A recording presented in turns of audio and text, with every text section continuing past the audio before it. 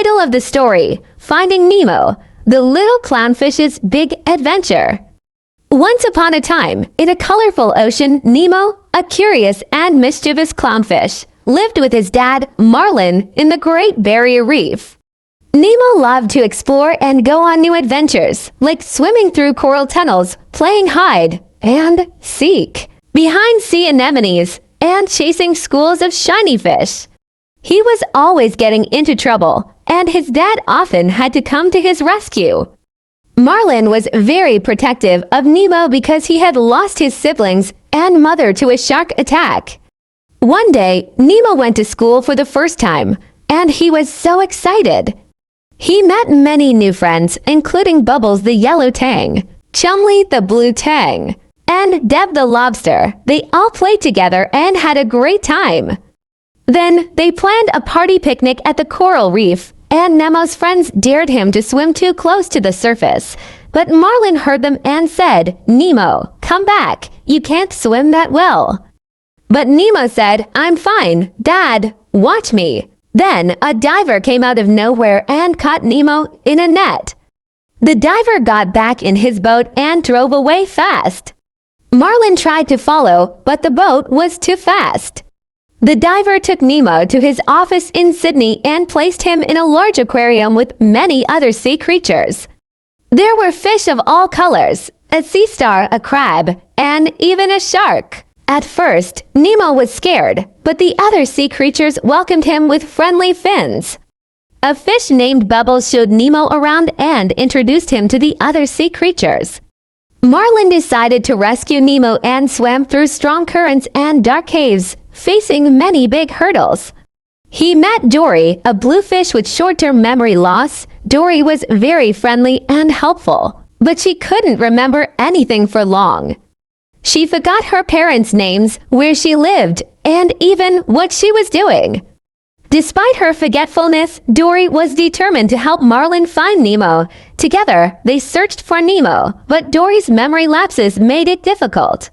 Sometimes she forgot who Marlin was, and they had to start over. Despite their efforts, they couldn't find Nemo, and they both lost hope. Finally, Nemo's friends in the aquarium helped him escape.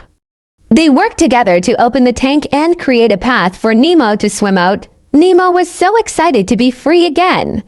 He swam as fast as he could towards the ocean, but it was a long way away. He had to swim through a pipe, then a river, and finally, he reached the sea. Nemo was tired but happy to be back in the ocean. He saw many familiar fish and coral reefs, and he knew he was home.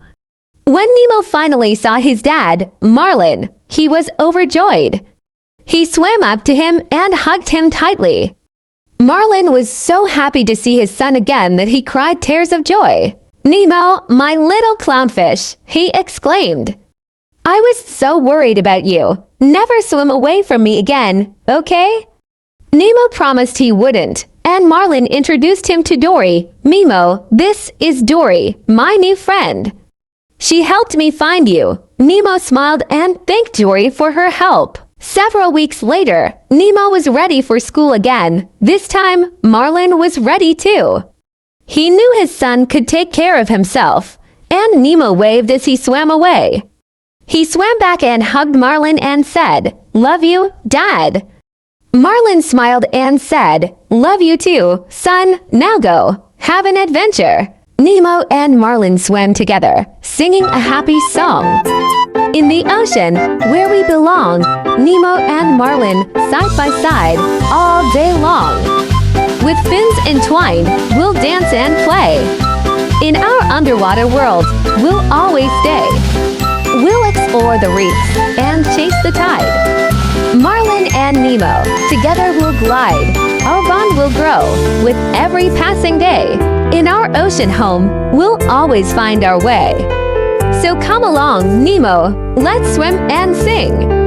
In the ocean's embrace, our hearts will take wing. We'll always be together, no matter what we face. Because family is forever, in every single place. Moral of the story: family is the most precious gift of all. No matter where life takes us, Our family will always be there to support and love us. Just like Marlin and Nemo, we should cherish our family and never take them for granted.